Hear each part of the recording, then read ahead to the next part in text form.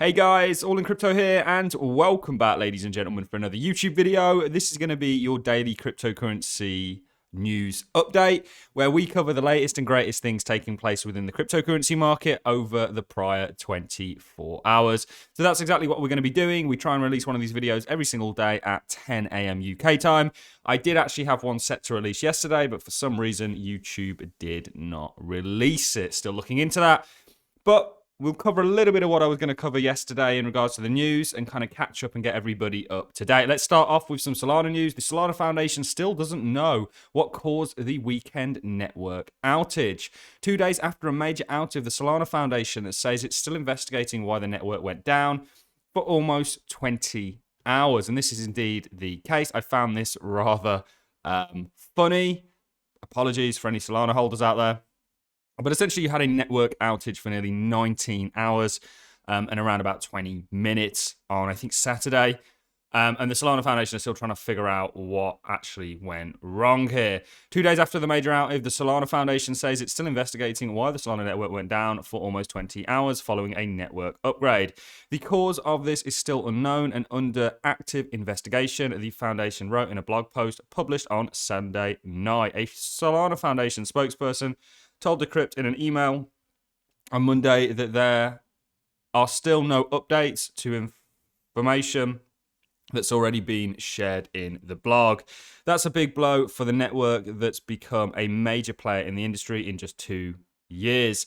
This is, Solana is the 9th largest blockchain. It goes on to talk about a number of things, but these outages that you see for Solana are pretty common. And you simply are not going to be able to get large players building on top of it until they solve this issue.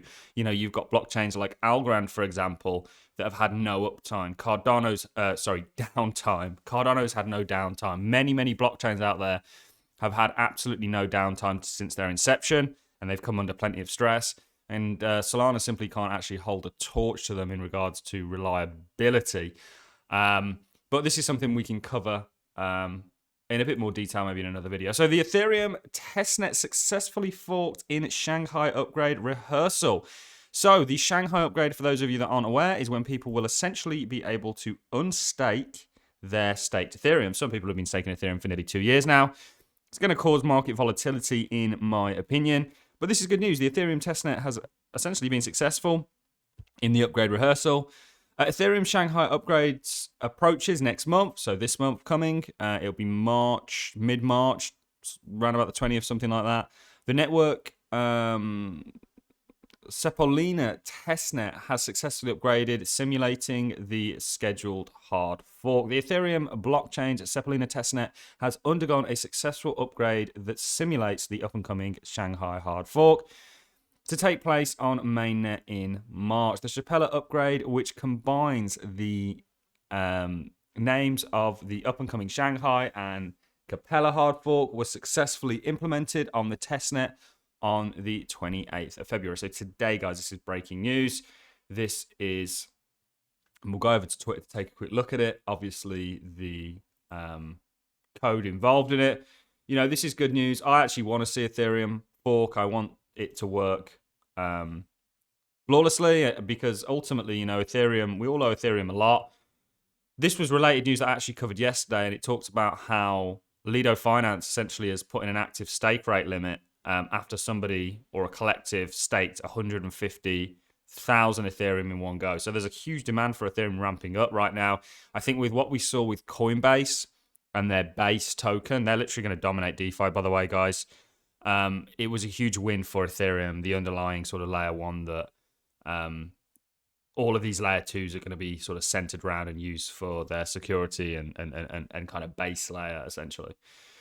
More regulatory news. Coinbase to suspend Binance USD stablecoins, saying it doesn't meet the listing standards. Coinbase suspends Binance stablecoin, bowing to the SEC. Given the regulatory pressure for BUSD is facing, suspending trading is a good opportunity for Coinbase to make moves.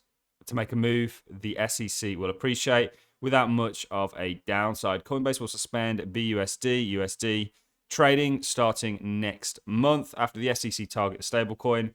The crypto exchange said on Monday, starting from March the 13th, Coinbase will no longer offer BUSD trades. Currently, the exchange does not offer any trading pairs with BUSD. The only pair supported in some jurisdictions is BUSD USD, according to Coinbase on the 17th of February. So they're essentially going to do away with this. This is something we're going to continue to see. Even CZ said they said the same thing. CZ said he's going to stop. Even Binance said they're going to stop trading it and start facilitating it. Unfortunately, whether you like it or not, regulations are coming. And ultimately, it's part of what ushers this space into the big leagues. There's going to be many, many casualties, and we're going to end up probably under the same jurisdiction as the people that already control the financial system and that use it to enslave you. Not to be too doom and gloom, but certainly if you look at areas like the US, the UK, these Western nations, if you look at China, for example, do you really think they're going to allow this space to exist in an unregulated fashion? Absolutely not. They're likely going to try and bring it under their jurisdiction and their rules, and that's how it's going to exist within these countries unless they get overthrown. That's the honest take that I have on it, and that's all you guys get from me on this channel is honesty. This is something that I covered yesterday. The HSB, IMF, and BIS paper to set global crypto framework, says G20. A series of recommendations and papers setting standards for the global crypto regulatory framework will be released by the institutions in July and September. Another huge step forwards in regulations. It is coming, and it's what big players on the sidelines are waiting for in order to load up. You know, you had Larry Fink talking about tokenizing everything. This is something that we continue to bring up because this is the way that this space is moving, guys. Blockchain is going to be the operating system that operates value and how it's transacted around the globe. There's trillions and trillions, hundreds of trillions of dollars that are going to get wrapped up in that. I'm not saying the crypto market's going to accrue that kind of a value, but it's going to facilitate that kind of a value moving around, and it's probably going to be valuable as a result of it. This is all coming, and this is the next bit of news I've got. Asset tokenization is shaping up to be crypto's theme of the year. Goldman Sachs, Hamilton Lane, and Siemens, I actually have a friend that works for Siemens, are among institutions choosing to represent real-world assets as digital tokens on a blockchain. Blockchain is rapidly becoming a game changer for financial institutions as an increased number of legacy firms are sinking their teeth into digital assets. Tokenization, the process of imbuing ownership and other rights onto the blockchain-powered assets, is happening fast across several blockchain ecosystems. So far in 2023, more than 5 corporations are utilizing the process to expand efficiency of various transactions. Absolutely, guys, this is coming. And that's all I've got for you in this update, guys. If you enjoyed the content, like as always, appreciate it. So, a comment, and I'll see you in the next one.